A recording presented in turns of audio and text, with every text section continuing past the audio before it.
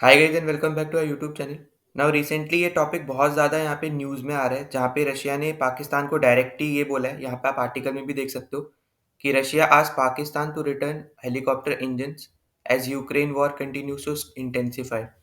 तो बेसिकली जितने भी यहाँ पे रशियन हेलीकॉप्टर्स रशिया ने यहाँ पे पाकिस्तान को दिए थे, ठीक है, तो यहाँ पे ये बोल रहे हैं कि जितने भी इंजन्स आपके पास है ना, हेलीकॉप्टर इंजन जो रशियन है, तो वो सब रशिया को वापस दे दीजिए, क्योंकि अभी रशिया को यहाँ पे ज़रूरत पड़ रही है यूक्रेन वॉर में।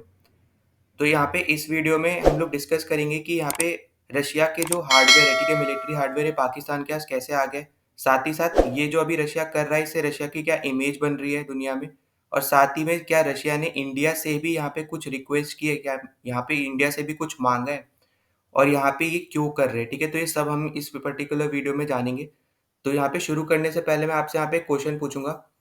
क्वेश्चन ये है कि एक मून है, ठीक है, गैनीमेड करके, तो ये कौन से प्लैनेट का मून है, ठीक है। यहाँ पे आपसे सिंपल एक क्वेश्चन पूछ रहा हूँ मैं कि गैनीमेड कौन से प्लैनेट का मून है, ठीक है। आपके ऐसे चार ऑप्शन है: जुपिटर, मार्स, सैटर्न और यूरेनस। तो बेसिकली अभी ये बहुत ज़्यादा न्यूज़ में, तो आपको ये पता होना चाहिए, ठीक है। तो एंड वीडियो में ना हम लोग अच्छे से डिस्कस भी करेंगे कि यहाँ पे क्यों न्यूज़ में है, ठीक है। साथ ही साथ यहाँ पे मैं आपको आखिरी में बताऊंगा भी, ठीक है, कि क्या आंसर है इसका। अगर आपको अभी इसका आंसर पता है तो आप कमेंट डाउन भी कर सकते हो, मैं उसको लाइक कर दूंगा ताकि दूसरों को पता चल जाए, वरना आप वीडियो को एंड तक देखो, मैं आपको वहाँ पे भी आंसर बता दूंगा, और साथ ही साथ हम इस टॉपिक पे भी थोड़ा डिस्कशन कर लेंगे। अब हम आते हैं अपनी न्यूज़ की तरफ। तो ये जो न्यूज़ सामने आ रही है, इसको सबसे पहले क्रैकडाउन किया था यहाँ पे वॉल स्ट्रीट जर्नल ने, और यहाँ पे आप देख सकते हो ये आर्टिकल भी है, ठीक है। तो इन्होंने बेसिकली चार कंट्रीज से बोला है: इजिप्ट, ब्राज़ील, पाकिस्तान और बेलारूस। तो इन्होंने इन सबसे बोला है कि जितने भी हमने आपको यहाँ पे हेलीकॉप्टर इंजन्स बेचे थे, वो सब हमें वापस चाहिए, क्योंकि हमें अब उनकी ज़रूरत हो गई है यूक्रेन वॉर में। और यहाँ पे आप रशिया यूक्रेन वॉर का टाइमलाइन भी देख सकते हो। ये 24 फरवरी 2022 से शुरू हुई थी और ये अभी तक चल रही है, और इसको बहुत जल्दी यहाँ पे 2 साल पूरे होने वाले हैं, और ऐसा लग रहा है कि ये वॉर कई साल तक और भी चल सकती है अगर ये दोनों साइड्स इसी तरह अड़ी रहती हैं तो।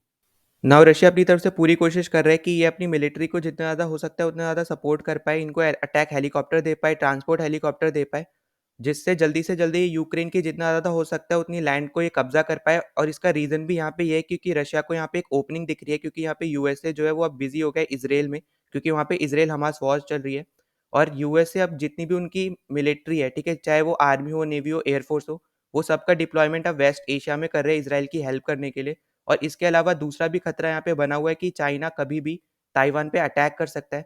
तो मैं आपको यहाँ पे एक सिंपल सी चीज़ बता देता हूँ, जो ये इवेंट है ये होना ही है, ठीक है। यहाँ पे क्वेश्चन ये नहीं है कि ये चाइना अटैक करेगा ताइवान पे या नहीं करेगा, क्वेश्चन ये है कि चाइना कब अटैक करेगा, ठीक है। तो इसलिए यहाँ पे यूएसए ने अपनी कुछ मिलिट्री यहाँ पे ताइवान में भी बिजी रखी है, और इसी की वजह से यहाँ पे रशिया को जो है ओपनिंग दिख रही है। और रशिया मानता है कि अगर ये यूक्रेन में अभी अटैक करते हैं तो ये यूक्रेन का ज़्यादा से ज़्यादा एरिया अपने अंडर कंट्रोल ले सकते हैं, ठीक है। और यहाँ पे यूएसए इनका कुछ नहीं कर पाएगा, ठीक है। इसलिए यहाँ पे रशिया जो है अपनी मिलिट्री को मोबिलाइज कर रहा है, और ये कोशिश कर रहा है कि जितने भी इन्होंने पास्ट में हेलीकॉप्टर इंजन से दूसरे कंट्रीज को बेचे थे, उनको ये सस्ते दामों में परचेज कर ले। नाउ इसी चीज़ को देखते हुए यहाँ पे रशिया मेनली चार कंट्रीज के साथ बातचीत कर रहा है, जिसमें इजिप्ट, ब्राज़ील, पाकिस्तान और बेलारूस है। अब यहाँ पे इंडिया से एक यहाँ पे रिपोर्ट सामने आई थी, जहाँ पे रशिया जो है इंडिया से माइनर पार्ट्स यहाँ पे मांग रहा है, पर इसका क्या हुआ है, इस पर कोई डेवलपमेंट हमें सुनने को नहीं मिली है। आप यहाँ पे खुद सोच सकते हो कि यहाँ पे रशिया ने इंडिया को जो S-400 बेचा था, ठीक है, अब वहाँ पे वो चीज़ वहाँ पे नहीं मांग रहे हैं, ना कोई दूसरा आर्सेनल मांग रहे हैं, सिर्फ माइनर पार्ट्स मांग रहे हैं। तो इससे ये साबित हो रहा है कि रशिया जो है इंडिया की सिक्योरिटी नीड को समझता है और उसको प्रायोरिटी दे रहा है। नाउ पाकिस्तान के पास रशिया की गिनती के 4 हेलीकॉप्टर जो उन्होंने पाकिस्तान को दिए थे, यहाँ पे आप आर्टिकल देख सकते हो, 2015 का आर्टिकल है, जहाँ पे रशिया एग्री हो गया था बेचने के लिए अपना Mi-35 अटैक हेलीकॉप्टर पाकिस्तान को। और ये उस टाइम पे इंडिया के लिए बहुत शॉकिंग डेवलपमेंट थी, क्योंकि इससे पहले रशिया ये बोलता था कि हम पाकिस्तान को कोई भी वेपन सपोर्ट नहीं देंगे। पर यहाँ पे सिर्फ इन्होंने वेपन सपोर्ट नहीं दिया था, साथ ही साथ इन्होंने मिलिट्री ड्रिल्स करना भी शुरू कर दिया था, ठीक है, मिलिट्री एक्सरसाइज करना भी इन्होंने पाकिस्तान के साथ शुरू कर दिया था। पर अभी करंट टाइम को अगर हम देखते हैं तो यहाँ पे ये सब कुछ बंद हो चुका है। और जो ये डील है 2015 में यहाँ पे हुई थी, और पर इनको जो अटैक हेलीकॉप्टर्स मिलना शुरू हुए थे 2018 से मिलना शुरू हुए थे, जब पाकिस्तान के जो पीएम थे वो थे इमरान खान, ठीक है। और इनको ये सब हेलीकॉप्टर के साथ कुछ एक्स्ट्रा हेलीकॉप्टर इंजन्स भी यहाँ पे मिले थे, और इस पे अभी तक कोई बात सामने नहीं आई कि पाकिस्तान इनको वापस करेगा या फिर नहीं करेगा। तो यहाँ पे पाकिस्तान जो है यहाँ पे दो टाइप पे यहाँ पे आप बोल सकते हो कि रशिया को रिप्लाई भेज सकता है। एक तो डायरेक्ट यहाँ पे रशिया से बात करके फॉर्मली यहाँ पे बोल सकता है, दूसरा इनफॉर्मली यहाँ पे बोल सकता है मीडिया के थ्रू, मीडिया को बता देगा कि रशिया ने हमसे ऐसी कोई डिमांड नहीं रखी है। यहाँ इन चारों देशों में सबसे ज़्यादा मुश्किल स्थिति में है इजिप्ट, क्योंकि इजिप्ट ने यहाँ पे रशिया से 100 से भी ज़्यादा अटैक हेलीकॉप्टर्स रशिया से यहाँ पे परचेज किए थे, और ऑब्वियस सी बात है कि इनके पास यहाँ पे हेलीकॉप्टर इंजन्स भी होंगे। और यहाँ पे रिसेंटली ये भी देखा गया है कि रशिया ने अपनी एक ऑफिशियल्स की टीम यहाँ पे इजिप्ट की कैपिटल कायरो में भेजी थी, यहाँ पे इजिप्ट से बात करने के लिए, कि उनको ये 100+ जो इनके पास हेलीकॉप्टर इंजन चाहिए उनको चाहिए, क्योंकि इनको अभी इनकी ज़रूरत है। तो अब यहाँ पे आप खुद समझ सकते हो कि इनको पाकिस्तान के हेलीकॉप्टर्स इंजन मिले या ना मिले, उससे इनको कोई फ़र्क नहीं पड़ता, क्योंकि वो गिनती के ही 4 है। पर इनके लिए सबसे इम्पोर्टेंट है इजिप्ट, क्योंकि इन्होंने इजिप्ट को 100 से भी ज़्यादा यहाँ पे हेलीकॉप्टर्स भेजे थे। और एक टाइम पे इजिप्ट तैयार भी हो गया था ये सारे हेलीकॉप्टर इंजन रशिया को देने के लिए, पर अचानक यहाँ पे बीच में अमेरिकन्स आ जाते हैं, और यहाँ पे अमेरिका जो है इजिप्ट को बोलता है कि आप ये रशिया को ये हेलीकॉप्टर इंजन्स मत बेचो, इसकी जगह आप मिसाइल्स और दूसरे वेपन्स यहाँ पे यूक्रेन को बेचो, क्योंकि यूक्रेन को अभी उनकी ज़्यादा ज़रूरत है। और इसके बाद हमें ये देखने को मिलता है कि इजिप्ट ने सारी डील को कैंसिल कर दिया था, और रशिया को ये बोला था कि हम यूएसए के प्रेशर में आके आपको ये वेपन्स नहीं दे सकते। और साथ ही साथ यूएसए को ये भी बोला था, क्योंकि रशिया हमारा अच्छा दोस्त है, तो हम यहाँ पे यूक्रेन की भी मदद नहीं कर सकते, क्योंकि आपको पता होगा कि इजिप्ट के जो रिलेशन है वो यूएसए और रशिया दोनों के साथ अच्छे हैं।